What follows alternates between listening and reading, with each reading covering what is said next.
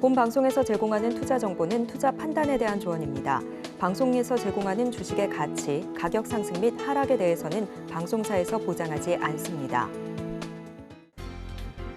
실시간 정보 브리핑입니다. 국제 금 가격이 달러 약세와 연방준비제도의 9월 금리 인하 기대감에 사상 최고치를 경신했습니다. 현지 시간으로 어제 로이터 통신에 따르면 뉴욕 상품 거래소에서 국제 금 현물 가격은 2,511달러 90센트로 4거래일 연속 상승세를 이어가고 있습니다. 다음 소식입니다. TDS팜이 코스닥 시장에 상장한 첫날인 오늘 장 초반 주가가 140% 넘게 오르며 더블 달성에 성공했습니다. TDS팜은 약물 전달 시스템 분야에서 고성장하고 있는 경피 약물 전달 시스템을 개발하고 제조하는 업체입니다. 세 번째 소식입니다. 최근 증시 변동성이 극심한 상황에서 보툴리눔 톡신을 제조 판매하는 휴젤과 대웅제약, 메디톡스의 주가가 일제히 급등세를 이어가고 있습니다. 비만 치료제 수요가 확대되는 가운데 피부 탄력성이 떨어지는 부작용을 막기 위해 미용 목적으로 보툴리눔 톡신 제제를 함께 활용될 수 있다는 분석이 제기되기 때문입니다. 마지막 소식입니다. HTC 현대산업개발이 3주 만에 52주 신고가를 뚫었습니다. 부동산 업황이 개선되면서 시장에 최대 수혜주라는 점이 부각되고 있는 것으로 보입니다. 주가도 정배열 상태에서 상승 기조를 보이는 만큼 긍정적으로 바라보셔도 좋겠습니다.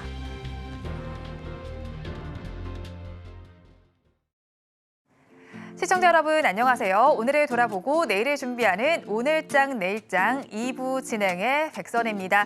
코스피 시장은 상승으로 다시 반전하는 모습이 나타납니다. 외국인 투자자들도 장중 매수로 전환된 모습이 나타나고 있고요. 코스닥 시장 역시도 낙폭을 줄이려는 시도를 하고 있습니다. 업종별로 살펴본다면 코스피 시장에서는 전기, 가스업과 건설업 쪽에서 강세가 나타나고 있고요. 코스닥 시장에서는 하락하는 업종이 더 많이 집계가 되는 가운데 제약 업종의 약세가 두드러지고 있습니다. 그렇다면 이 시간 시장에서는 어떤 종목에 관심을 가지고 있을까요? 실시간 조회 순위 5개 종목 살펴보겠습니다. 오늘 가장 많이 들으셨을 종목 바로 유한양행을 살펴보겠습니다. 지금 시간 기준으로는 1.91%의 강세 흐름이 나타나고 있습니다. 렉나자와 리브리반트의 병용요법이 미국 FDA로부터 승인을 받았습니다. 자, 이렇게 되면서 우리나라에서 항암 치료제에서 최초로 상용화까지 할 수 있게 됐다라는 것이 부각이 됩니다. 정말 좋은 소식인데 그럼에도 불구하고 유한양행의 경우에는 장 초반에 10%대가 넘는 상승률을 보이다가 상승분을 대거 반납하는 모습이 나타납니다. 렉나자의 경우에는 좀 살펴보면요. 오스코텍이 2015년에 유한양행의 기술 수출을 했고요. 그 이후에 유한양행이 2018년 얀센에 기술 수출을 한 겁니다. 유한양행 우선주의 경우에는 상한가를 터치한 이후에 조금 주춤하다가 다시 또 상한가 부근에서 거래가 되고 있고요. 오스코텍은 우하향 기조가 뚜렷하게 나타나고 있습니다. 다음 종목 이어서 살펴보겠습니다. 애경케미칼을 살펴보겠습니다. 전기차 화재와 관련해서 나트륨 이온 배터리가 주목을 받고 있습니다. 이 시장이 2035년에는 연간 19조 원이 될 것이라는 전망이 나오고 있습니다. 애경케미칼의 경우에는 하드카본을 국내에서 생산할 수 있는 유일한 기업입니다. 오늘 장에서 0.75%의 강세 흐름 가져가고 있습니다. 다음으로 살펴볼 종목은 오늘 코스닥 시장에 상장을 한 종목입니다. TDS팜입니다. 지금 시간 기준으로는 무려 285%대 강세 흐름을 가져가고 있습니다. TDS팜의 경우에는 경피 약물 전달 시스템을 개발하고 제조하는 업체입니다. 경피 약물 전달 시스템은 쉽게 말해서 파스의 기반이 되는 기술이다. 이렇게 보시면 될 것 같습니다. 매출과 영업이익 모두 지난해 기준으로 역대 최대 실적을 기록을 하고 있고요. 영업이익률 역시 증가세를 보이고 있는 기업입니다. 다음으로는 SMCNC를 살펴보겠습니다. 지금 시간 9%대 강세 흐름 보여주고 있습니다. SME 계열사인 SMCNC와 키스트 매각 절차에 본격적으로 착수를 했습니다. 앞으로 인수 측은 SMCNC의 지분 30.36%와 키스트의 지분의 경우에는 33.71%를 인수할 수 있게 됐습니다. 둘 다 경영권 지분에 해당을 하게 되고요. 시가총액에 이번에 매물로 나온 지분율을 곱하게 된다면 SMCNC에는 약 500억 원대, 키스트에는 300억 원대의 가치가 평가가 될 수 있습니다. 자, 그런데 이 프리미엄이 시가 대비해서 20에서 30%가 붙는다는 점을 감안하게 된다면 SMCNC 인수 가격은 600억 원대, K스테이 인수 가격도 400억 원대 이상이 될 가능성이 높다는 점까지 참고해 보시면 좋겠습니다. 마지막으로 화성밸브를 살펴보겠습니다. 대왕고래 프로젝트 이제 가시화될 가능성이 높아지고 있습니다. 주간사 입찰이 다음 달 정도에 될 예정인데 그에 따라서 오늘 장에서도 25%대 강세 흐름 가져가고 있습니다. 시장에서 관심을 가지는 종목 5개 종목 저와 함께 살펴보셨고요. 자세한 이야기는 전문가님들 통해서 해보겠습니다.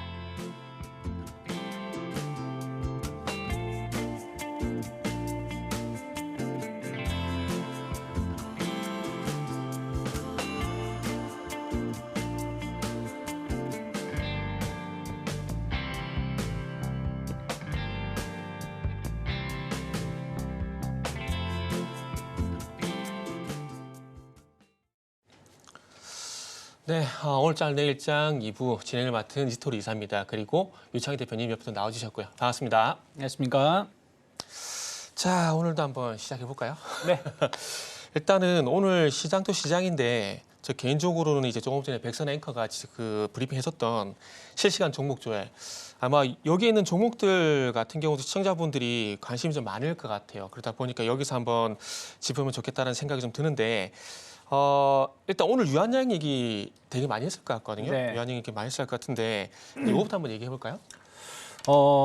전형적인 세론 뉴스가 나온 거죠. 제가 그 얘기하려고 했는데 딱 그 얘기하네요. 네, 당연한 거 아니에요? 시장이 빠지면은 뭐 세론이라고 하면서 얘기를 할 수밖에 없다 생각 좀 하고 있고요. 그죠? 조금은 오늘 유한양행의 어떻게 보면은 보합, 그러니까 장중에 아침에 13%까지 올라왔다가 보합까지 밀려 있는 상황이고 오스코텍은 처참합니다. 그죠? 고점 대비해서 20% 밀린 거죠. 45,800원까지 갔다가 지금 37,300원이니까 상당히 좀 아쉬운. 그러니까 상당히 첫 FDA 그 승인을 받은 첫 그죠. 1호 치료제. 네. 치료제죠. 그리고 우리나라에서 글로벌 시장에 그러니까 이게 제네릭이 아니라 오리지널이잖아요. 그죠. 네, 그런 식으로 해가지고 인정을 받은 건 첫 사례인데 주가는 좀 반응을 네. 못 해주고 또 이게 여기서 끝나는 게 아니라 오늘 바이오주들이 다 빠졌어요. 그러니까 바이오주가 다 빠지는 거는 결국에는 저는 유한양행의 주가 약세가 영향을 주고 있는 것이 아닌가 생각을 좀 하고 있습니다. 특히 이제 HLB 오늘 10% 하락하고 있는데 이런 거죠. FDA 승인을 받은 유한양이 저 모양이야? 그러면 HLB가 승인도 못 받았고 설사 승인을 받는다고 해도 주가 못 오르는 거 아니야? 하는 그런 걱정 어린 내용들이 병상렬이죠. 그래서 주가를 네. 끌어내리고 있는 것이 아닌가 생각하고 있고 알테오젠 같은 경우는 3%, 네. 3,000단 제약도 3% 하락을 하면서 오늘 사실은 코스닥이 지금 1%가 넘는 하락을 보여주는 것은 사실은 바이오주들이 그죠. 대부분 좀 급락이 나오다 보니까 밀리는 것이 아닌가 판단하고 있습니다. 네, 저도 100% 동의를 해요. 그 얘기 하실 것 같아서 저도 좀 말씀드린 거고요. 이게 시청자분들이 좀 생각하셔야 될 게 있는데 뭐냐면 자 오늘 이전에 많은 전문가들이 그리고 증권사 직원분들이 유한양행 추천 되게 많이 했을 겁니다. 분명히 했을 거예요. 그런데 이 유한양행을 추천할 때 어떤 연유로 유한양행을 추천했는지를 한번 생각을 해보시면은 아마 답이 나옵니다. 그러니까 결국 드리고 싶은 말씀은 그건 거죠. 소문에 사서 뉴스에 팔아라. 뭐 이런 케이스가 된 게 아닌가 좀 보시면 될 것 같아요. 그래서 여기서 제가 조금만 더 덧붙이게 되면은 어쨌든 상징성은 있지만은 뉴스에 너무 많이 노출됐다는 부분들이 일단 악재라 봐야 될 것 같고 그리고 이제 시판화가 난 상황이기 때문에 앞으로 중요한 것은 이게 얼마만큼 수익성으로 이제 뒷받침이 될 것인가 그거에 따라서 제가 봤을 땐 유한양행의 주가 방향성이 좀 결정이 되지 않을까 생각이 듭니다. 그렇기 때문에 일단은 당분간은 유한양행 같은 경우는 조금 주가가 못 간다라기보다는 시야갈 가능성이 있기 때문에 그런 부분들에 좀 주목을 하셔가지고 다른 또 이제 바이오 쪽으로 방법을 찾으시는 게 좀 좋을 것 같아요. 어제도 말씀드렸지만 결국 해리스 경제 정책 안에서도 보게 된다면 결국 약가인화 정책 이런 부분이 분명히 있거든요. 그렇기 때문에 트럼프가 되던 뭐 해리스가 되던 바이오 쪽은 갈 수밖에 없는 부분들이 있고 그런 측면에서 보게 된다라면은 어쨌든 바이오는 하반기에 꾸준히 관심을 가져야 될 섹터니까 그 속에서 한번 방법을 찾아보면 분명히 있다는 말씀도 좀 드려보도록 하겠습니다. 자, 그리고 이제 저는 개인적으로 이제 애견케미칼하고 화성밸브와 같은 경우도 이제 눈에 띄는데, 애견케미칼을 얘기하게 되면서 2차 전지도 한번 얘기해보면 좋을 것 같아요. 요거는 일단은 제가 먼저 좀 말씀드릴게요. 지금 요거는 이제 나트륨 이온 배터리 요 얘기가 나오고 있거든요. 이게 당장에 우리가 생각해 보면 상용화가 될까? 라는 부분도 우리가 고민을 좀 해봐야 되거든요. 지금 전기차 화재에 대한 얘기가 나온 것들이 물리적 충돌이라든지 하면 화학적 반응을 해서 산소가 나온다든지 이게 결국 문제인 거거든요. 그러니까 결국 삼원계 배터리가 가지고 있는 원초적인 문제가 해결되지 않게 된다라면은 이런 사례는 앞으로 계속 나올 수밖에 없다라는 겁니다. 물리적 충돌로 인해 가지고 니켈이 충격이 약하거든요. 그러면서 그런 스파크로 인해 가지고 리튬과 반응을 하게 되면서 그 물리적 충돌 같은 게 그래서 화재가 나는 경우가 있고요. 그리고 이제 화학적 반응, 주체가 되는 경우겠죠. 이런 부분들은 계속 사용을 하게 되면서 발생됐던 화학적 반응으로 해서 산소가 발생이 되는데 그게 리튬과 만나게 되면서 이런 이런 화재가 나는 거거든요. 그렇기 때문에 중국산 배터리, 이전에도 유창희 대표님 말씀해 주셨지만 이게 다문 이게 중국산 배터리라서 문제가 되는 건 아닙니다. 삼원계 배터리가 가지고 있는 원초적인 문제가 해결돼야 되는 부분들이고, 그러다 보니까 전고체, 그리고 어떤 바나듐, 오늘은 또 이제 나트륨 이온 배터리 이런 식으로 이게 나오고 있는데, 이거는 뭐 어떤 섹터 안에, 그러니까 한번 예를 들어 보게 되면은 올해 3월 달까지 반도체 소비자의 강세를 보이게 되면서 아시겠지만은 제일 먼저 HBM, 그 뒤에 CXL, 그 다음에 온디바이스 AI, 온센스 AI, 그게 다 뉴로모피까지 계속 확장이 됐잖아요. 지금은 이 나트륨 이온 배터리 이런 흐름들이 그런 맥락에서 보시는 게 맞다라고 생각을 하고 있습니다. 원초적으로 글쎄요, 2차 전지가 가지고 있는 문제가 해결이 됐을까? 라는 부분 우리 생각을 좀 해봐야 되거든요. 그래서 지금 하반기 들어와서는 미국 대선이 테마를 이끌고 있다라 보시면 될 것 같습니다. 7월 달 같은 경우는 트럼프의 지지율이 올라가게 되면서 아시다시피 바이오, 그리고 중반에는 방산, 그리고 말미에는 조선 강세를 보였거든요. 8월달 넘어오다 보니까 해리스가 또 지지율이 올라가다 보니까 2차 전지를 포함한 신재생 쪽이 가게 되는 거거든요. 그래서 그런 맥락에서 저는 개인적으로 해석을 했으면 좋겠습니다. 그래서 조금 2차 전지 갖고 계신 분들한테 좀 언짢은 얘기가 될 수도 있겠지만은 아직까지 원초적으로 2차 전지가 돌아섰다는 부분들, 그러니까 예를 들게 되면은 중국의 탄산리튬 가격이 바닥을 잡았다든지 아니면은 뭐 우리나라의 양극 수출 단가가 바닥을 잡았다든지 이런 소식이 전해지기 전까지는 뭐 바닥을 잡았다라고 말씀드리기는 좀 쉽지가 않을 것 같습니다. 그래서 그런 부분들 혹시 2차 전지 갖고 계신 분들은 방금 말씀드렸듯이 중국의 어떤 탄산리튬 가격, 그리고 이제 양극 수출 단가 이런 부분들을 좀 확인을 해봤으면 좋겠습니다. 그래서 2차 전지 같은 경우에 뭐 제 의견은 좀 그래요. 대표님 어떻게 생각하세요? 원래 2차 전지 좋게 안 보셨어요? 네. 좋게 보셨잖아요. 그거는 바꿨어요. 바꿨구나. 박지라서 바꿨어요. 순간 당황했는데 지난주 거쯤만 해도 2차 전지 좋다고 하더니 막. 근데 일단은 이제 저는 사실 2차 전지에 대해서는 계속해서 좀 부정적으로 보고 있어요. 그러니까 지금 나오는 것들이 뭐 전고체 배터리 혹은 뭐 고성능 배터리 쪽에 들어가는 부분들, 이런 거에 대한 어떤 기대감들은 저는 계속 나올 수 있다 생각을 좀 하고 있어요. 하지만 이게 현실화되는 건 시간차가 있다. 그래서 지금 약간 테마적인 성격으로 봐준다라고 보고 있고, 다만 고성능 배터리에 들어가는 거, 또 나노틴 같은 화재, 배터리 열폭주 방지 관련된 부품을 공급하는 기업들, 이런 기업은 앞으로 매출이 좀 개선될 여진이 있다 생각을 좀 하고 있어요. 그래서 약간 정말로 실적이 이번 계기로 인해서 좋아질 수 있는 기업들이 좀 있고, 테마로 움직이는 기업이 있고, 그리고 테마든 실적이든 다 부족하기 때문에 그냥 반짝 오르고 떨어지는 기업이 있다 생각 좀 하고 있어요. 그래서 저는 만약에 본다라면 고성능 배터리 관련된 기업들, 그리고 테마가 아직은 끝나지 않았다. 그 안에서 순환매가 나오고 있기 때문에 테마 관련해서 매매를 하실 수 있는 분들은 하면 좋다. 하지만 전체적인 시각은 언제든지 배터리는 우리가 안 좋다는 걸 인지하면서 베이스에 깔아놓고서는 일정 부분 수익이 나면 빠져나올 생각을 하셔야 되는 거지, 과거의 영광을 누릴 생각으로 투자를 하는 거는 전 아니다. 뭐 증권사 리포트 보면 업황 바닥이네 어떤 애 얘기를 하는데 업황 바닥은 아직 멀었다 좀 보고 있습니다.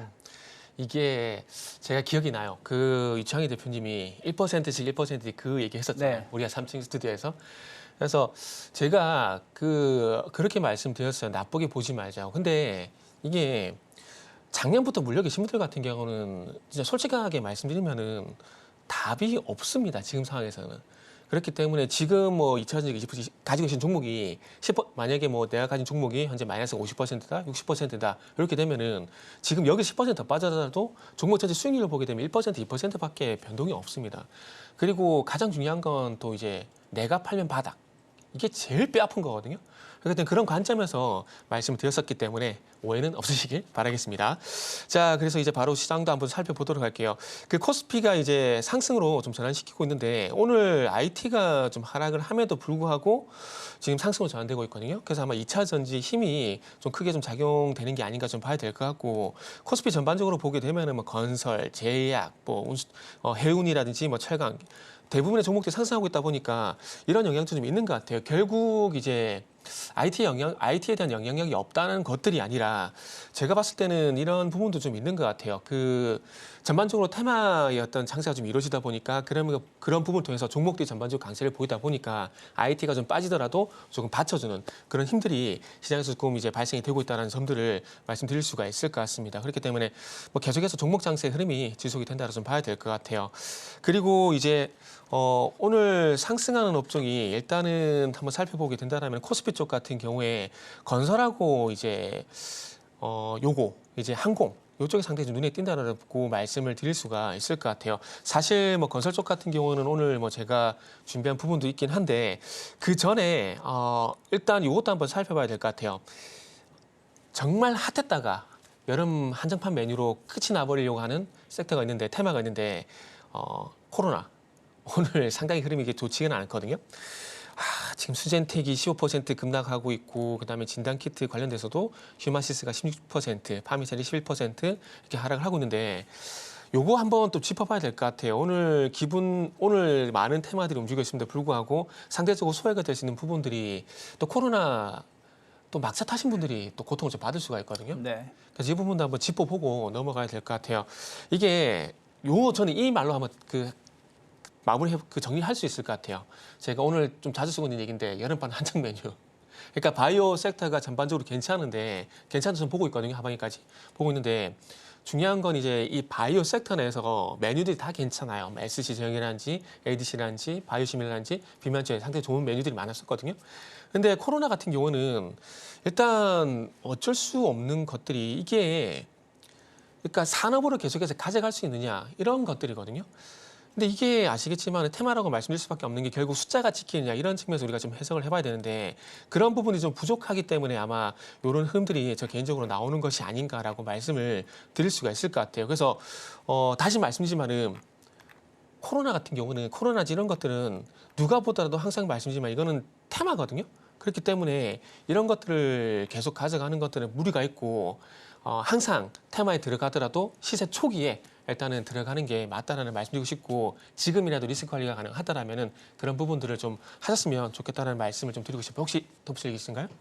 아니요, 뭐 그냥 저는 뭐 계속 코로나 관련해서는 네네. 하지 말자고 말씀드렸기 때문에 뭐 사실은 뭐 이미 예상된 하락이 언제 터질지 모르는 폭탄이 터지는 것이라 좀 보고 있습니다. 네, 그렇습니다. 의견은 똑같거든요. 자, 그래서 이제 다음은 이제 백선앵커가 전하는 거래대금 종목, 상위 종목 한번 확인하시고 난 다음에 또 한번 진행을 해보도록 하겠습니다.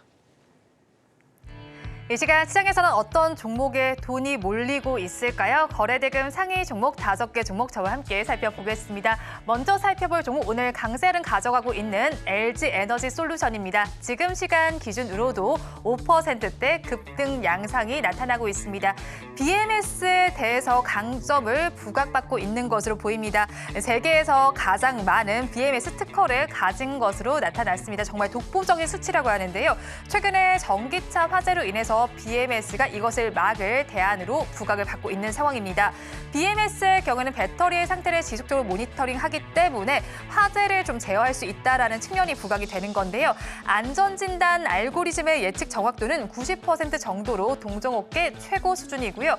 외국인의 경우 7거래일 연속 매수세를 보여주고 있고 기관도 매수를 오늘은 더해주고 있습니다.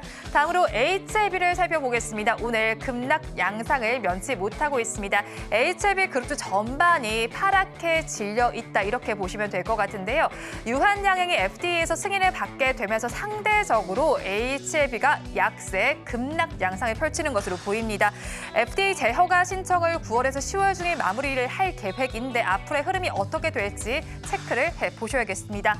다음으로 한선 엔지니어링을 살펴보겠습니다. 지금 7%대 강세 흐름 가져가고 있습니다.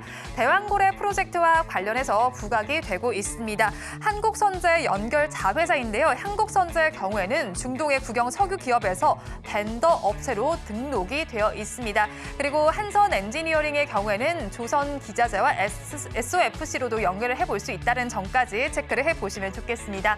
다음으로 오성 첨단 소재를 살펴보겠습니다. 마리화나와 관련된 종목입니다. 미국 대선이 아직 멀었는데 관련주들은 계속해서 변동성을 나타내고 있습니다. 마리화나와 관련된 쪽은 아무래도 민주당과 관련된 쪽인데 해리스 부통령이 부각이 되고 있습니다. 민주당의 전당대회가 시작됐습니다. 여기서 해리스 부통령 당선 가능성이 높아진다는 이야기가 나옵니다. 이에 따라서 계속해서 대선까지도 살펴보시면 좋겠습니다. 마지막으로 SY스틸텍을 살펴보겠습니다. 지금 두 자릿수대 급등 양상을 펼치고 있습니다. 인도 총리가 우크라이나를 방문했다라는 소식이 들려옵니다. 인도의 경우에는 러시아와 긴밀한 관계를 유지하고 있습니다. 이렇게 우크라이나 전쟁 이후에 처음으로 인도 총리가 우크라이나를 방문하게 되면서 종전에 대한 기대감이 스멀스멀 올라오고 있습니다. 앞서서 모회사인 SY의 경우에는 국내 건설사인 코오롱 글로벌과 우크라이나 재건 사업을 위한 업무 협약을 체결을 한 바가 있었고요.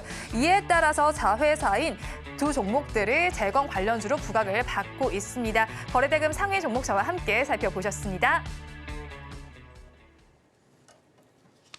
네, 거래대금 상위 종목 살펴봤습니다.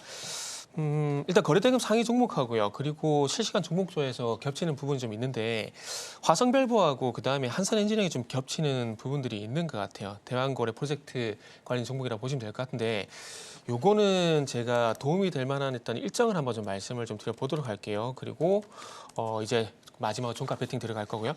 자, 한선엔지니어링이 현재 6% 정도 상승 흐름이 나오고 있는데 일단 윗꼬리가 달리고 있습니다.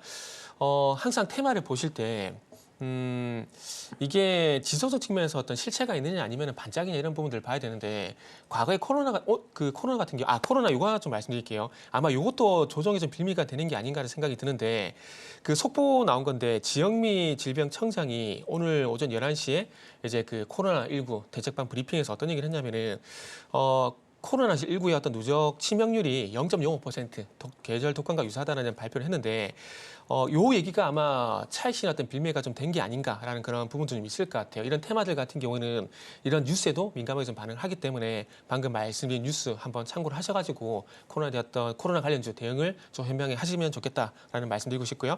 다시 이제 얘기로 돌아오게 되면은 일단 시세는 화성밸브가 상당히 좀 강한 상황을 좀 보여주고 있는 상황입니다. 그리고 이제 이제 한국가스공사라든지 그리고 한선엔지니어라든지 이런 종목들이 이제 뒤에서 좀 받쳐주는 모습들이 나오고 있는데 화성밸브가 21%거든요. 그래서 일단은 테마의 어떤 투자를 이렇게 계속 푸시를 하는 건 아니지만 일단 참고 삼아서 말씀드릴게요. 일단은 대한거래 테마 같은 경우는 일단 일정이 좀 있어요. 요것만 좀 말씀드릴게요. 그 8월 넷째 주에 일정이 있는데 그 마지막 주에 이제 부산 백스코에서 세계 지질과학총회가 이제 개최가 예정이 돼 있는데 여기서 뭘 하냐면은 전 세계 지질학자들이 모여가지고 대한거래 프로젝트를 논의를 한다고 합니다. 그리고 난 다음에 이제 한국 그 석유공사가 아람코, 에닐 상대로 해서 노드쇼를 현재 진행을 하고 있는데 요게 이제 마무리가 되게 되면 해외 기업 참여 여부가 이제 윤곽이 좀 잡힌다고 해요. 그래서 아마 이런 것들이 일정이 좀 잡혀 있다 보니까 뭐 어제도 그렇고 오늘도 그렇고 이 대왕거래 테마가 좀 들썩들썩 거리는 것이 아닌가라고 좀 볼 수가 있을 것 같아요. 개인적으로 화성밸브 같은 경우는 조금 위치적으로 뭐 더 간다라면은 뭐 화성밸브가 더 나을 수도 있겠지만 위치로 봤을 때는 화성밸브 같은 경우는 좀 부담스럽다는 말씀 드릴 수 있을 것 같아요. 그리고 한선엔지니어링 같은 것들이 한선엔지니어링 이런 것들이 그나마 좀 위치로 봤을 때 만약에 뭐 그래도 테마에 접근을 하게 된다라면은 이런 것들이 낫지 않을까 생각이 들어요. 한국가스공사도 마찬가지고요. 그래서 항상 중요한 건 굳이 테마를 접근한다라면은 위치적으로 봤을 때 뭐 지난주에 파미셀이 그랬던 것처럼 시세 초기에 접근을 하시든지 아니면 충분히 접근하고 난 다음에 리스크 관리가 가능한 위치에 있는 종목들을 보시는 게 일단 맞다는 말씀 좀 드리도록 하겠습니다. 그래서 어제 오늘 이제 또 대한거래 프로젝트가 좀 이슈가 관련된 종목들이 들썩이다 보니까 일단 저는 프로젝트 요즘 말씀드렸고요. 유창희 대표님은 눈에 띄는 거 있나요? 글쎄 오늘 뭐 일단 강한 쪽은 2차전지 쪽이 강한 것 같아요. 아까도 네네. 말씀드렸지만 이제 뭐 LG 엔솔이라든지 뭐 삼성 SDI, 뭐 LG 화학 쪽에서 좀 대형주 쪽으로 해서 매수가 들어오는데 최근에 저점을 이탈했다가 올라오는 부분들이라서 뭐 이걸 가지고 앞으로 계속 간다라고 말하기는 힘들지 않을까 생각을 좀 하고 있고요. 그리고 오늘 이제 전체적으로 시장 자체가 좋지 못해요. 좋지 못하니까 역시 또 테마주가 움직이는 것이죠. 대한거래 프로젝트 아무 의미 없는 종목군들이죠. 예, 실적에 영향 전혀 없다라고 보고 계시면 돼요. 그러니까 코로나도 마찬가지예요. 코로나도 실적에 전혀 영향 없습니다. 그로 인해서 실적 좋아진 거 하나도 없어요. 근데 그냥 기대감에 올라왔다가 폭락하는 거죠. 대한고래 프로젝트도 마찬가지예요. 다만 대한고래 프로젝트는 아직 시작 자체를 안 했기 때문에 그 기대감이 움직이는 겁니다. 화성밸브가 그 시추에 참여한다고 해서 매출이 뭐 폭발적으로 늘어나겠습니까? 뭐 일회성으로 늘어나는 부분도 있겠지만 그게 주가를 엄청 끌어올릴 현재 주가를 합리화할 수 있을까요? 전 그런 거 전혀 없다 생각하고 있어요. 그래서 그냥 시장이 안 좋다 보니까 테마주가 움직이는 것이고 그 테마주를 매매를 잘 하시는 분들이면 상관이 없겠지만 저는 많은 분들이 못할 거라 생각 좀 하고 있어요. 그래서 이런 거를 뭐 특징주로 말하는 것은 큰 의미는 없다. 방송에서 생각하고 있고 다만 오늘 건설기계 쪽이 좀 좋은 것 같습니다. 뭐 아주 강하게 상승을 하는 건 아니지만 HD 현대기계라든지 뭐 현대인프라코어, 뭐 DY 파워 등이 좀 상승세를 좀 보여주고 있는데 아무래도 이제 우크라 재건에 대한 어떤 기대감들이 좀 반영되고 있지 않나 생각을 좀 하고 있고 전체적으로 제가 봤을 때는 건설 경기에 대한 어떤 개선에 대한 기대감, 뭐 금리 인하가 건설 경기를 좀 개선시킬 수 있죠. 또 미국도 해리슨이 300만 호인가요? 뭐 공급하겠다고 하면서 또 이런 부분들이 또 굴삭기 수요가 늘어날 수 있는 부분들이죠. 사실은 굴삭기 관련해서는 국내 부산 경기가 큰 영향을 안 줍니다. 해외 경기가 제일 중요해요. 그래서 원래는 그전에는 중국 쪽 매출이 급성장하면서 올라왔었고 그다음에 미국이라든지 중동 쪽에 이슈가 있으면서 올라왔는데 어쨌든 우크라이나 재건이라든지 미국 쪽에서 그래서 인프라 투자가 계속 이루어지고 있다는 부분들은 좀 긍정적으로 볼 수 있지 않을까 생각을 좀 하고 있고요. 그리고 오늘 전체적으로 봤을 때 약간 이제 방산주들이 조금 힘을 내고 뭐 방산 다 오르는 건 아닌데 현대 로템도 4% 정도 상승하고 있고 뭐 하나 에어로스페이스라든지 LI 넥스원도 조금은 하락을 좀 이겨내려고 하고 있는 모습이 있지 않나 생각 좀 하고 있습니다. 그래서 그동안 좀 못 올라갔던 종목군들 중심으로 해서 일부 저가 매수세가 좀 들어오면서 키 맞추기의 흐름들이 나오고 있지 않나 생각을 좀 하고 있습니다. 네. 일단은 그런 부분도 있는 것 같아요. 그래서 일단은 건설 쪽 같은 경우는 말씀하셨듯이 그런 부분들이 있고 최대 수혜주는 두산 밥켓인데 두산 밥켓의 어떤 반응은 별로 그렇게 없는 것 같아요. 그래서 앞으로 한번 좀 지켜봐야 될 것 같습니다. 예, 이제 다음은 이제 종가 베팅으로 넘어가도록 할게요. 그 혹시 제 기억이 맞는지 모르겠는데 항공 그때 예전에 한번 얘기하지 않았어요? 아니요? 아, 죄송합니다. 네. 아닌가, 딴 착각인 것 같아요. 일단 저는 오늘 건설 쪽을 준비를 했고요. 그리고 이제 조금 전에 좀 힌트를 줬지만 이제 유창희 대표님은 이제 항공 쪽을 일단 언급하셨는데 잠시 쉬고 계세요. 일단 제가 건설부터 좀 먼저 말씀드릴게요.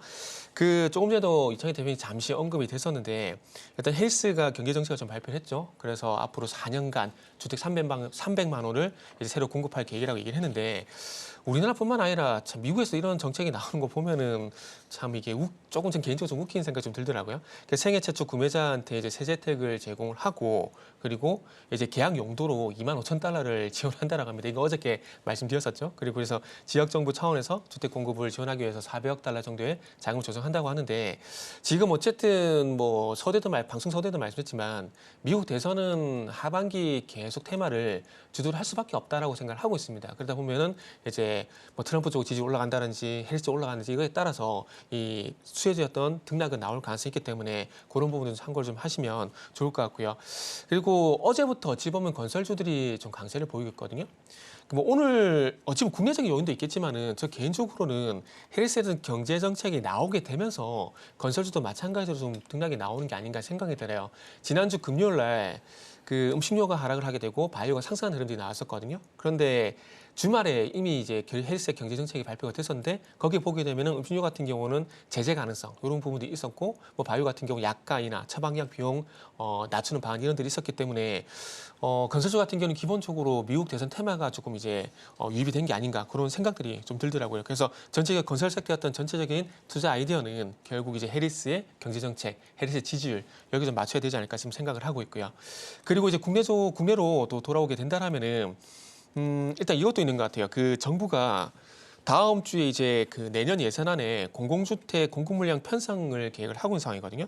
그래서 올해 20만 5천 호 공급 계획이 있었는데 내년에는 이거보다 더 많은 역대 최대 수준 뭐 편성 전망이 된다고 합니다. 그래서 아마 미국 쪽에 경쟁책에 대한 어떤 수혜 그리고 국내 쪽에 또 이제 새로운 또 공급 물량 편성 계획이 예정이 되게 되면서 아마 이런 것들이 또 건설주를 또 움직이게 하는 그런 원동력으로 좀 작용이 되는 것 같아요. 그래서 오늘 뭐 건설주 같은 경우에 이제 삼부토건은 제외하고요. 동전주 제외를 하고 HD 현대산업개발이 7.2%가량 초강세를 보이고 있는데 여기 아마 국내적인 요인이 크게 좀 작용이 되는 것 같고요. 그리고 그 외에도 현대건설이라든지 GS건설, 여타 대우건설도 마찬가지고요. 이제 상승 흐름이 나오고 있는데 이 건설사들의 어떤 흐름들은 아마 방금 말씀드린 이런 연유들로 해서 상승이 나오는 것 같습니다. 그래서 요 속에서 뭐 탑픽이라기보다는 여기서 관심을 가지면 좋을 만한 위치에 있는 종목들 같은 경우는 일단 GS건설, HG 현대산업개발, 대우건설 이렇게 한번 꼽아봤습니다. 그래서 리스트업을 하셔가지고 헬스 정책 관련돼 가지고 순환매 대응을 좀 하신다라면은 이쪽 한번 보시면 좋을 것 같습니다. 그래서 오늘 저는 건설을 일단은 준비를 했고 그 속에서 GS건설, HDC 현대산업개발, 대우건설 이렇게 좀 말씀드리도록 할게요. 자 유창희 대표님 이제 항공 준비하셔서 한번 얘기 한번 들어보도록 할게요. 네. 근데 저는 대우건설은 왜 네. 좋게 보고 있어요? 대우건설 같은 경우도 일단은 국내 비중 최근에 좀 많이 올라간 것 때문에 그런가요? GS건설도 마찬가지고 HD는 어차피 잘 아시잖아요. 네.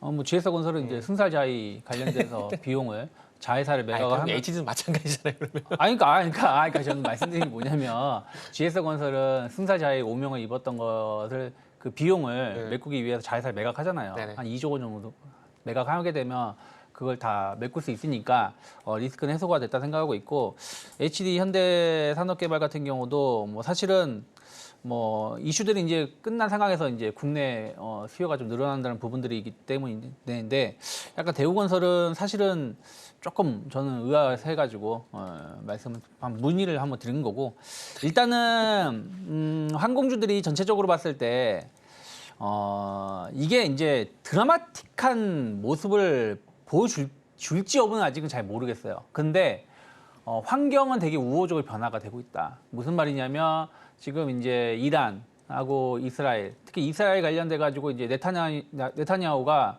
뭐 거의 망나니 짓을 했지만 결국에는 미국이 중재를 하면서 더 이상 뭐 명분이 없는 거 아니겠습니까? 그러면 중동 리스크는 거의 이제 끝났다 생각 좀 하고 있고 그러다 보니까 이제 유가나 오히려 공급이 더 늘어나고 있는 부분들이 좀 있다 보니까 유가가 좀 하향 안정세를 좀 띠고 있고요. 또 하나는 환율이죠. 와 그렇게 버텨주던 환율이 뭐 순식간에 1320원대까지 떨어졌다는 거 아니겠습니까? 전 사실은 월요일에 원화가 20원 급락하는 거 보고서는 조금은 애매할 수 있겠다는 생각이 들었었거든요. 근데 어쨌든 이제 그 다음에는 추가적으로 이제 원화 강세는 좀 제한적인 모습이지만 어찌됐든 앞으로 이제 미국이 금리 인하를 하고 우리나라도 금리 인하를 하겠지만 우리나라가 금리 인하할 수 있는 폭보다 미국이 금리 인하할 수 있는 폭이 더 크다라는 것이죠. 그래서 그런 것들을 감안한다라면 달러 강세가 당분간은 한 1년 정도 이상은 이제는 약세로 좀 전환될 가능성이 높지 않을까. 그럼 원화가 뭐 정말 잘만 간다라면 1250원대도 앞 길게 본다라면 볼 수 있지 않을까 생각 좀 하고 있습니다. 그럼 항공주들은 두 가지의 긍정적인 이슈가 있는 거죠. 유가가 이제 하향 안정세를 띠고 있다라는 부분들, 그리고 원화 강세를 띈다라면 대부분 비행기 다 리스하는 거 아니겠습니까? 그래서 이 리스 비용이 줄어든다는 것이죠. 그러면 전체적인 비용, 고정 비용이 줄어들 수 있다는 부분들은 수익성을 더 높일 수 있다는 거다 생각 좀 하고 있어요. 그런데 사실은 항공주들은 상반기 실적이 뭐 보는 사람마다 관점은 다르겠지만 저는 그렇게 나쁘지 않았다 생각 좀 하고 있습니다. 특히 대한항공 같은 경우도 실적 상당히 좋았음에도 불구하고 주가는 오르지 못했다 생각 좀 하고 있어요. 그래서 그런 것들 감안한다라면 충분히 추가적인 상승 가능성 좀 열어놓을 수 있지 않을까 생각 좀 하고 있고요. 또 티웨이 항공 같은 경우도 어떻게 보면 이제 대한항공이 모르겠습니다. 뭐 아시아나항공 합병을 하면서 어떻게 보면 껍데기만 합병하는 거 아니겠습니까? 좋은 거 다 매각을 하면서 왜 그렇게 해야 되는지는 뭐 말은 못하겠지만 뭐 말하고 싶어도 말을 못하지만 어쨌든 그 수혜를 TA 항공이 다 가져가는 거 아니겠습니까? 그래서 어떻게 보면 ACC 항공사인데 유럽 뭐 노선 엄청나게 지금 확장하고 있는 부분들이 좀 있습니다. 그래서 아무래도 지정학 리스크가 좀 감소가 된다라면 좀 중장거리 노선의 여행 수요가 더 늘어날 수 있다 생각을 좀 하고 있어요. 그래서 또 최근에 보면은 항공 과다 경쟁이 조금 이제 많이 완화가 되고 있는 줄어들고 있는 부분들 좀 있기 때문에 TA 항공이 사실은 주가가 충분히 이런저런 이슈가 좀 붙는다라면 상승세를 조금 더 이어갈 수 있지 않을까 해서 항공주가 엄청나게 좋다라는 건 아닌데 일단은 분위기는 좀 반전되고 있다라는 부분들을 주목해 보시면 좋지 않을까 생각하고 있습니다. 네. 일단은 최근에 시장이 빠르게 순환매가 발생이 되고 있고 월마다 이렇게 주도성이 바뀌고 있는 상황들이기 때문에 항공주도 잘 보셨으면 좋겠어요. 워낙 강세적으로 가게 되면서 지금 어제부터 항공, 금융 이런 것들이 좀 부각이 되고 있는 상황들이기 때문에 좀 주목해 볼 필요가 있다라고 좀 봐져요. 참 지금이 어찌 보면 상당히 피곤한 시장이라고 좀 봐야 될 것 같아요. 월마다 테마가 바뀌고 그리고 어떤 이슈에 따라서 또 주도주가 바뀌고 또 테마 식어버리고 이러다 보니까 어찌 보면 조금 많이 피곤하고 바쁜 시장이라고 좀 보시면 될 것 같습니다. 그래서 지금 오늘 어찌 보면 코로나 관련된 종목도 좀 식어버리게 되고 또 원화 관련돼 가지고 건설이라든지 그 방금 말씀드린 건설이라든지 항공이라든지 또 금융 이런 것들이 또 부각이 되고 있는 부분들이 있기 때문에 좀 많이 바쁘셔야 좀 수익이 날 수 있는 그런 시장이다라는 말씀을 좀 드릴 수가 있을 것 같아요. 그리고 TA-항공 같은 경우도 저도 조금 긍정적인 부분을 좀 말씀드리면 잘 아시겠지만은 그 LCC 같은 경우는 지금 단거리 해외 내선 쪽에서 정말 피 튀기 현재 경쟁을 하고 있는 상황들이거든요. 그러다 보니까 어찌 보면 이제 캐시카고 될 만한 어떤 노선이 필요한데 TA-항공이 어찌 보면 그 장거리 해외 내선 쪽으로 적극적으로 개척을 해 나가고 있다는 점을 보게 된다라면은 항공주가 이 원화 강세가 좀 시발점이 돼가지고 상승이 나오게 된다라면은 앞으로 기대를 해볼 만한 부분들은 분명히 있다고 좀 말씀드릴 수 있을 것 같습니다. 그래서 어쨌든 이 빠른 순환매 속에서 다시 원화 강세 이슈를 내가지고 일단 이 항공주가 부각이 되고 있기 때문에 한번 관심을 가져보시면 좋을 것 같다라는 말씀을 드려보도록 하겠습니다. 자, 지금 현재 코스피 지수는 현재 0.2% 현재 상승 흐름이 전개가 되고 있는 상황이고요. 코스닥은 다시 낙폭 1%로 늘고 있는 상황입니다. 지금 시장 오늘 저희가 시장 얘기를 하나도 못했는데 일단 저는 개인적으로 지금 시장 구간은 기술적 반등이 좀 지속이 되고 있는 구간이라 보시면 될 것 같습니다. 일단 뭐 2,700포인트 부근에서 코스피 기준으로 보게 되면 당연히 뭐 부침이 있을 수 있다라고 생각을 하고 있어요. 일단 뭐 7월 17일부터 이제 날짜를 보게 된다라면은 7월 25일 구간, 그러니까 7월 17일부터 7월 마지막 거래일 구간까지 보게 된다라면은 이때는 뭐 트럼프의 말 때문에 그 대만의 방위 부담이 얘기했었잖아요. 그러면서 TSMC의 어떤 주가가 하락을 하게 되고 그 영향으로 하이 삼성전자 하락이 나왔었는데 8월 초 같은 경우는 아시겠지만은 갑작스러운 급락이 나오게 되면서 어떤 2차 하락이 나왔었는데 지금은 그 2차 하락에 대한 어떤 되돌림 부분들이 나오고 있는 상황들이기 때문에 지금 2,700포인트에서 조금 일정 부침 나오는 건 저 개인적으로는 너무나 당연하다고 생각을 하고 있습니다. 일단 2차 하락에 대한 부분들을 회복을 시켰고 그리고 난 다음에 이제 1차 하락에 어떤 회복을 해 나가야 되는데 지금 우리나라가 잘 아시겠지만은 상승 체력이 이렇게 좋지는 않은 상황들이거든요. 그런 관점에서 보게 된다라면은 부딪히게 되면서 서서히 회복이 돼 나갈 거라고 봐요. 그래서 결론은 뭐냐면은 이제 시장은 지금 어쨌든 강력한 반전 모멘텀이 없는 상황들이기 때문에 시간이 문제입니다. 시간이 문제고 서서히 저는 회복해 나갈 거라고 보고 있거든요. 그러니까 결국 하락의 출발선까지 저는 찾아갈 거라고 보고 있습니다. 단지 그건 시간 문제라는 말씀드리고 싶고 대외 쪽도 그렇고 국내 쪽도 그렇고 이슈가 너무 많다 보니까 단지 이제 확인해야 될 부분들이 있는 것들이죠. 그래서 일단 코스피 오늘 하락 출발하고 난 다음에 상승을 전환시키고 있고 뭐 코스닥 같은 경우는 1% 하락이긴 하지만 뭐 저 개인적으로는 그렇게 걱정할 필요가 있나? 라는 생각을 좀 하고 있습니다. 그래서 급하게 생각을 안 했으면 좋겠어요. 어찌 보면 이런 얘기가 적절할지 모르겠지만은 내가 급하지 시장은 급하지 않은 거거든요. 그래서 시장은 순차대로 회복을 해 나가기 때문에 일단 그런 관점에서 시장을 좀 관찰하시면 좋겠고 그 속에서 시장은 빠른 순환매가 발생이 되고 있기 때문에 그 빠른 순환매를 얼마만큼 잘 따라가냐 이게 좀 중요할 것 같아요. 그래서 시장은 어떻게든 언제든 어떻게든 회복이 된다 이렇게 말씀을 드리고 싶고 시장 관련해서 어제 코멘트 하실 거 있나요? 뭐 하락의 출발점이라는 얘기는 다시 한번 2,900포인트 간다 보고 계시는 건가요? 네, 저는 간다라고 보고 있어요. 뭐 저도 이제 조금 더 봐야 되겠습니다만 차트 한번 보여주세요. 뭐 계속 지금 HTS 안 보여드렸는데 이건 보여준다는 생각 좀 하고 있습니다. 코스피 보시면 지금 2,700포인트까지 딱 올라왔어요. 그런데 제가 차트 노란색 선을 그려드렸는데 이게 3월달 고점이었고요. 그리고 지난 5월달 고점이었고 또 6월달 여기 돌파하고 나서도 상당 부분 횡보하고 나서 2,900까지 올라갔습니다. 무슨 얘기냐면 2,700에서 2,750에 대한 매물 부담감은 상당히 많다라는 거예요. 그래서 저는 못 간다는 뜻이 아니라 여기서의 어떤 욕심, 한 번에 2,900 다시 간다? 이런 생각은 제가 죄송한 말씀이지만 버리는 게 맞다 생각 좀 하고 있어요. 차라리 여기서 충분하게 한 달이 됐든 뭐 2주가 될지는 잘 모르겠지만 옆으로 좀 행보해 주면서 그리고 나서 올라갔을 때가 진짜 제대로 된 상승이고 오히려 그러면 3,000포인트 이상도 가능하다라고 보고 있어요.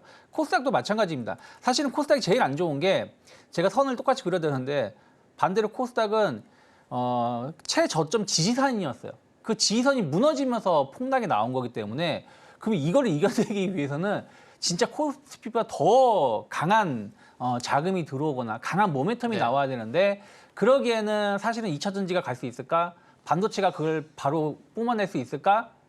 그건 조금 힘들다 생각하고 힘들죠. 있고 네. 그럼 바이오주가 가야 되는데 바이오주가 몇몇 종목만으로 이걸 뚫어낼 수 있을까? 또 그것도 아니라 생각 좀 하고 있어요. 그래서 일단은 저는 코스피가 먼저 살아나가줘야지 코스닥이 좀 더 움직일 수 있다 생각 좀 하고 있습니다. 그래서 지금은 그럼 이제 두 가지가 될 수 있겠죠. 하나는 그냥 진득하니 기다리는 겁니다. 무슨 말이냐면 좀 좋은 기업들을 좀 조정이 나왔을 때 분할 매수하거나 아니면 현금을 확보해 놓은 다음에 확실한 신호가 나왔을 때 저는 확실한 신호라면 20에서 완벽하게 턴을 했을 때가 확실한 신호라 생각하고 있는데 어쨌든 본인만의 관점에서 확실한 신호가 나왔을 때까지는 무리하게 내동매매하지 않는 게 제일 좋다 생각하고 있어요. 왜? 어설프게 매매를 하신다라면 올라가는 종목 오늘 예를 들어서 오늘 대왕고래 따라갔는데 네. 내일 훅 밀려버리면 결국엔 또 손실이거든요. 또 오늘 코로나 관련해서 오늘은 급락이 나왔지만 내일 또 오를 수도 있는 거기 때문에. 근데 이거를 매매를 못 하시는 분들이면 그렇게 하면 안 되지만 매매를 할 수 있는 분들이라면 할 수 있다. 근데 저는 후자보다는 전자가 많다고 생각하고 있기 때문에 지금은 좀 기다리면서 흐름들을 좀 잭슨홀이 됐든 엔비디아 실적이 됐든 이런 것들 이슈를 조금 소화하면서 그 다음에 전 진짜로 갈 수 있는 섹터는 나온다 생각하고 있기 때문에 거기에 조금 관심을 갖는 게 맞지 않나 판단하고 있습니다. 네. 이창희 대표님 말씀하시는 사이에 시장은 마무리됐고요. 그래서 그 마감 클로징벨이 뒤로 나갔는데 네. 개인적으로 트랜스포머본 같아가지고 저는 그래픽이 CG가 괜찮았던 것 같아요. 자, 마감 시장 한번 살펴보도록 하겠습니다. 자, 코스피는 2,700포인트를 이제 회복시켰습니다. 어제 종가상 회복을 시켰어요. 0.17% 상승으로 마감하게 되면서 2,701포인트로 마감이 됐고요. 코스닥도 어쨌든 뭐 낙폭 좀 축소시켰다고 봐야 되겠죠. 0.96% 하락 마감하게 되면서 779포인트 마감이 됐습니다. 수급 한번 살펴보게 된다면은 소폭이지만 외국인이 30억 정도 매수를 보였고요. 오늘 전체적으로 봤을 때 전기가스업, 철강 그리고 아마 우수창고는 그 유창희 대표님 오늘 가지고 오신 항공이지 않을까 생각이 들어요. 그리고 화학, 유통, 통신, 기계 쪽으로 매수가 들어왔고요. 그리고 반대로 매도가 나오는 업종을 보게 된다면 금융이란지 IT, 그리고 우수장비 쪽으로 아마 자동차 쪽으로도 매도가 좀 나온 게 아닌가 좀 볼 수가 있을 것 같습니다. 그래서 외국인이 산 섹터와 판 섹터가 정말 극명하게 갈리는 그런 모습들이 나오고 있다고 보시면 될 것 같습니다. 그리고 선물적 같은 경우는 3,484계약 정도 우위를 보이게 되면서 오늘 마무리하고 있는 상황입니다. 전반적으로는 어쨌든 외국인이 뭐 차익권이든 뭐든지 간에 일단 매수를 지속적으로 해주고 있다는 부분들은 일단 뭐 긍정적으로 볼 수 있을 것 같고요. 그리고 오늘 뭐 매수한 뭐 종목들 한번 살펴보게 된다면은 일단 한국전력을 좀 많이 샀습니다. 그래서 매매 상에 올라와 있는 상황이고요. 한국전력, LG플러스, 삼성전자, 대한항공, 신한지주, 대우건설 이런 종목들을 매수를 했습니다. 그래서 오늘 눈에 띈 부분은 오늘 저희가 소개시켜드렸던 섹터들 쪽으로 외국인의 매수가 들어왔다라는 것들이 뭐 긍정적이고 특징적인 부분을 할 수 있을 것 같아요. 대우건설 매수 들어왔고 말씀하신 항공주 쪽에서 대한항공이 매수가 들어왔는데 이런 부분들 긍정적으로 볼 수 있을 것 같고요. 그리고 금융주 오늘 전체적으로는 167억 매도 우위지만 신한지주하고 우리금융지주, JB금융지주 이쪽으로는 또 매수가 들어왔다는 것들이 특징을 좀 볼 수가 있을 것 같아요. 아무래도 뭐 하반기 밸류에 대한 기대감들 이런 것들이 전반적으로 반영이 되는 것 같아요. 그 KRX, 뭐 밸류 지수 이런 부분들이 뭐 9월달에 공개가 된다고 하는데 아마 밸류 관련된 종목들 같은 경우에 금융주 같은 경우는 또 이제 항공주와 마찬가지로 어찌 보면은 이 원화 강세 수혜주는 볼 수가 있는 부분들이 있기 때문에 최근에 그리고 뭐 KB금융이란지 하나금융주 추세가 상당히 괜찮더라고요. 그러다 보니까 항공주 플러스에서 뭐 금융주도 한번 같이 보시는 게 좋지 않을까 생각이 들고 그리고 어쨌든 뭐 주주 환원책 했을 때 어쨌든 지분을 많이 가지고 있는 주체가 수혜가 될 수밖에 없습니다. 그런데 금융주 같은 경우는 특히나 외국인의 지분, 저는 뭐 금융주들은 외국에 살아 봐도 무방하다고 생각하고 있어요. 뭐 KB금융 같은 경우는 외국인의 지분율이 75%가 넘어가는데 뭐 외국인 회사라 보는 게 맞을 생각인데 뭐 어쨌든 그래서 금융주 같은 경우에 하반기에 이제 배당 시즌 다가오게 되면서 또 이제 미리 또 움직일 가능성이 있기 때문에 오늘 이제 외국인들이 매수한 종목들 중에서는 또 금융주도 또 눈에 띈다는 말씀을 좀 드릴 수가 있을 것 같습니다. 그리고 제가 유창희 대표님 또 눈에 띄는 부분이 있는지 한번 좀 들어보도록 할게요. 네, 뭐 오늘 그러니까 오후장 들어서 상승폭을 네네. 좀 키워나간 게 로봇주가 아닌가 생각 좀 하고 있어요. 네. 그러니까 사실은 로봇주가 이슈들이 많이 있었어요. 그러니까 지난주에 삼성 보핏 출시, 그리고 그게 로봇이라고 말할 수는 없겠습니다만 어쨌든 애플이 로봇 관련해가지고 네. 이제 가정용 로봇 뭐 이제 이게 좀 애매하긴 해요. 근데 어쨌든 이제 관련돼서 문제 생산 시범 생산 뭐 한다 뭐 얘기가 좀 나왔었던 결국 부분이 누가 한다가 중요한 거죠. 네, 뭐. 있고요. 그리고 또 하나는 좀 이 부분이 좀 클 수 있다 생각하는데 젠슨황이 다음 주인가요? 그 대만에서 로봇 관련된 네. 그 이벤트가 있는데 있어요. 거기에 참석한다 안 한다 하는지 안 하는지 잘 모르겠어요. 근데 참석한다라는 얘기가 좀 돌면서 또 이제 움직인 부분들이 좀 있어요. 또 근데 또 하나가 주목해볼 만한 게 젠슨황이 지난번에 엔비디아 실적 발표할 때 앞으로 로봇 시장이 또 우리의 제품을 엄청나게 소비해 줄 거라는 말을 했기 때문에 또 다음 주가 또 엔비디아 또 실적 발표지 않습니까? 네. 그래서 그런 부분들에 대해서도 좀 기대감들이 좀 반영되면서 여러 가지 좋은 뉴스들은 있는데 사실은 주가는 반응하지 못했었는데 오늘 레인보 로보틱스가 한 8% 정도 상승을 네네. 했고요. SBB 테크도 한 11% 정도 상승을 좀 했어요. 그리고 나머지 종목군들도 아주 강세는 아닌데 조금 상승세를 좀 키워나가려고 하고 있는 모습이 있다. 그래서 이게 어떻게 보면 기술적으로 본다라면 사실은 지난번 8월 2일, 8월 5일에 폭락한 거 이제 회복해주는 정도 수준인데 좀 좋은 뉴스들이 계속 나오고 있다는 거 본다라면 의외로 로봇주들이 조금은 더 상승이 연장선을 좀 뛸 수 있지 않을까 생각을 좀 하고 있습니다. 그래서 만약에 테마주를 좀 보신다라면 로봇주들을 조금 더 볼 수 있지 않을까 생각을 좀 하고 있고요. 그리고 저 금융주들 계속 좋게 볼 필요 있다 생각 좀 하고 있어요. 어찌됐든 항상 네. 말씀드리지만 시장이 폭락이 나온 다음에 돌아섰을 때 제일 먼저 돌아서는 섹터가 그다음에 주도주가 되는 경우가 있는데 금융주는 아예 신고가로 다 가고 있어요. 특히 보험주들 딱 기술적으로 본다라면 너무 사고 싶은 자리가 많은 좋은 기업들이 많이 있습니다. 증권주들도 마찬가지고 그래서 저는 금융주에 대해서 조금은 더 오늘 약간의 횡보를 보여줬다고 하지만 길게 봤을 때는 조금 더 관심 있게 볼 수 있지 않을까 생각을 좀 하고 있고요. 그리고 오늘 바이오주들은 약했어요. 하지만 보톡스라든지 필러, 네. 뭐 제가 좋아하는 쪽이죠. 네, 근데 뭐 메디톡스가 오늘 또 신고가 행진 보여줬고요. 대웅제약도 대웅제약도 오늘 4% 네. 정도 상승했습니다. 그래서 약간 이쪽에 대해서 보톡스라든지 필러 이런 쪽에 대해서는 꾸준하게 좀 우리가 체크를 해야 된다 생각 좀 하고 있고 삼성바이오로직스가 오늘 같은 날 5% 정도 죄송합니다. 5% 정도 상승한 것은 좀 의미가 있다 생각 좀 하고 있어요. 바이오주가 약할 때 삼성바이오로직스 같은 기업이 좀 올라왔다라는 거 네네. 그리고 바이넥스도 오늘 상승세를 보여줬다는 걸 본다라면 생물보안법 9월달 통과 기대감이 있지 않습니까? 네네. 하원에서 그래서 그러한 것들이 조금은 CMO, CDMO 쪽으로 해가지고 여전히 좀 살아있다는 것을 좀 확인시켜준 하루가 아닌가 생각하고 있습니다. 이번에는 100만 원 돌파할까요? 이게 2020년부터 100만 원 돌파부터 이렇게 항상 횡보하고 말씀드리지만 고점은 뚫어야 제맛이기 때문에 그렇죠. 네. 100만 원 돌파한다라는 생각으로 주식을 보셔야지 과거에 고점이 100만 원이었으니까 이번에도 못 가겠지 하면은 영원히 주식을 해서 돈을 못 버십니다.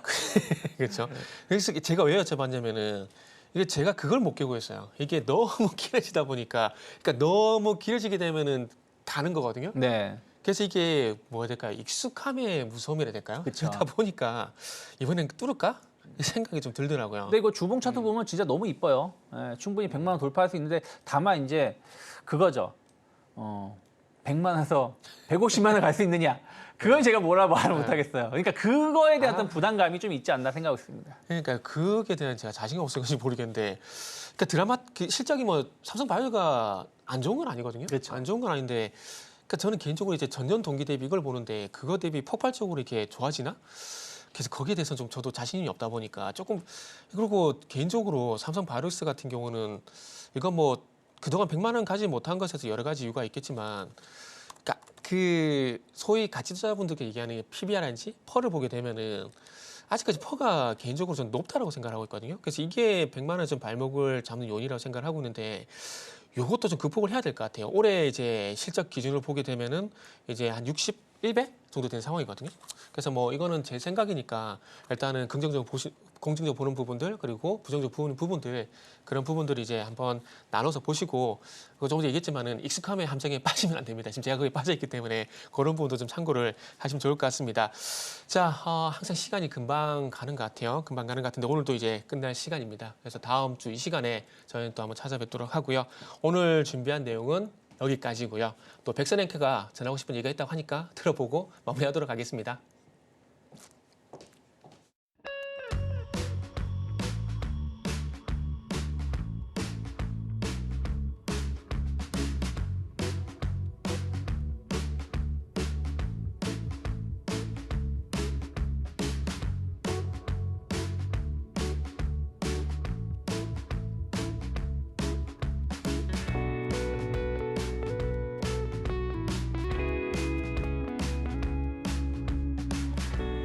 본 방송에서 제공하는 정보는 투자 판단에 대한 조언일 뿐 해당 주식의 가치와 수익률을 보장하지는 않습니다. 오늘장 내일장 2부에서 준비한 순서는 여기까지입니다. 저희는 내일 이 시간도 여러분과 함께하겠습니다. 오늘도 시청해주신 여러분 고맙습니다.